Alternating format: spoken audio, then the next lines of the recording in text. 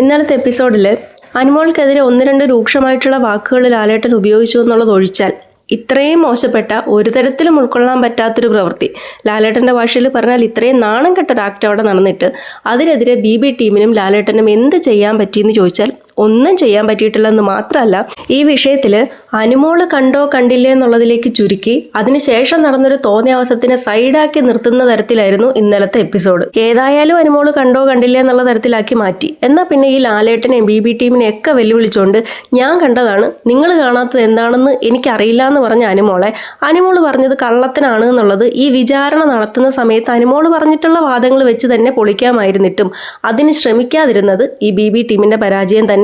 അതുകൊണ്ട് എന്ത് സംഭവിച്ചു?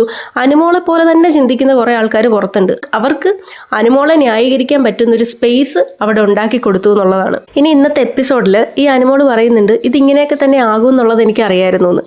അത് ഇന്നലെ അല്ല അനുമോൾക്ക് മനസ്സിലായിട്ടുള്ളത്. ഈ വിചാരണ നടന്ന ദിവസം തന്നെ അനുമോൾക്കറിയാം ഇത് തിരിഞ്ഞു കൊത്താൻ സാധ്യതയുണ്ടെന്ന്.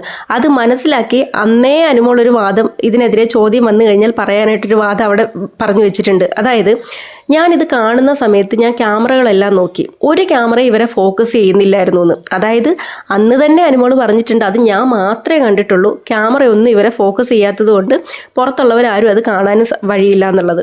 അതേപോലെ ഇത് ഒന്നാമത്തെ കാര്യമാണ്. രണ്ടാമത്, ഇത് ഈ വിചാരണ നടത്തുന്ന സമയത്ത് ആദ്യം അനുമോൾ പറഞ്ഞിരുന്നത് ഈ അനുമോളുടെ കിറ്റ് മോഷണം പോയ ദിവസമാണ് ഈ ഉമ്മ വയ്ക്കുന്നത് കണ്ടു എന്നുള്ളതാണ്. അപ്പോൾ ജിഷൻ വന്നിട്ട് ഒന്നും കൂടെ അതിനെ ഉറപ്പിച്ച് ചോദിക്കുന്നുണ്ട്, നിന്റെ കിറ്റ് ഇങ്ങനെ കാണാതെ പോയി നീ എല്ലാവരോടും ചോദിച്ച് നടന്ന ദിവസമല്ലേ ഇത് പിന്നെ ഇങ്ങനെ കണ്ടിട്ടുള്ളതെന്ന്. കാരണം എപ്പിസോഡിൽ വന്നിട്ടുള്ള ഈ പുതപ്പിൻ്റെ അടിയിൽ ഒരു കിടക്കുന്നു എന്ന് പറയുന്ന ഒരു സാധനം, അതാണ് പുറത്തേക്ക് വന്നിട്ടുള്ളൊരിത്. അപ്പം അതാണ് ജിഷൻ അവിടെ പറയുന്നത്. അപ്പോൾ അനുമോൾ അന്ന് തന്നെയാണ് ഇത് കണ്ടേ എന്നുള്ളത് ആദ്യം പറയുന്നു.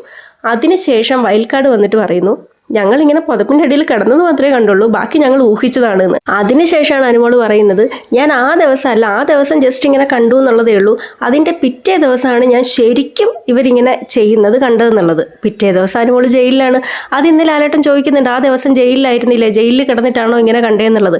പക്ഷേ അത് കുറച്ചും കൂടെ സ്ട്രോങ് ആയിട്ട് പോയിന്റ് ഔട്ട് ചെയ്ത് ചോദിച്ചിരുന്നെങ്കിൽ, ഈ അനുമോള് ലൈവിൽ പറഞ്ഞിട്ടുള്ള ഓരോ കാര്യങ്ങളും പോയിന്റ് ഔട്ട് ചെയ്ത് പറഞ്ഞിരുന്നെങ്കിൽ അനുമോള് പറഞ്ഞത് കള്ളാണെന്ന് തെളിയിക്കാൻ വളരെ എളുപ്പം. പക്ഷേ ലാലേട്ടനോ BB ടീമോ അത്തരത്തിലൊരു ശ്രമം നടത്തിയില്ല എന്നുള്ളതാണ്. എന്നാൽ അനുമോൾക്കെതിരെ ഒന്ന് രണ്ട് രൂക്ഷമായിട്ടുള്ള വാക്കുകൾ ലാലേട്ടൻ പ്രയോഗിക്കുകയും ചെയ്തു. അപ്പോഴും ഞാനിത് കണ്ടതാണ്, നിങ്ങൾ കാണാത്തത് എന്താണെന്ന് എനിക്കറിയില്ല എന്നും പറഞ്ഞ് ഇവരെ വെല്ലുവിളിക്കുന്ന തരത്തിലൊരൊറ്റ നിപ്പാണ് അനുമോള്. കാരണം ക്യാമറ ഫോക്കസിലല്ലായിരുന്നു, ഞാൻ മാത്രമേ കണ്ടിട്ടുള്ളൂ എന്നുള്ളത് അന്നേ പറഞ്ഞു വെച്ചിട്ടുണ്ട് അനുമോള്. ആ ഒരു ധൈര്യത്തിലാണ് അനുമോൾ ആ നിപ്പ് അവിടെ നിന്നിട്ടുള്ളത്.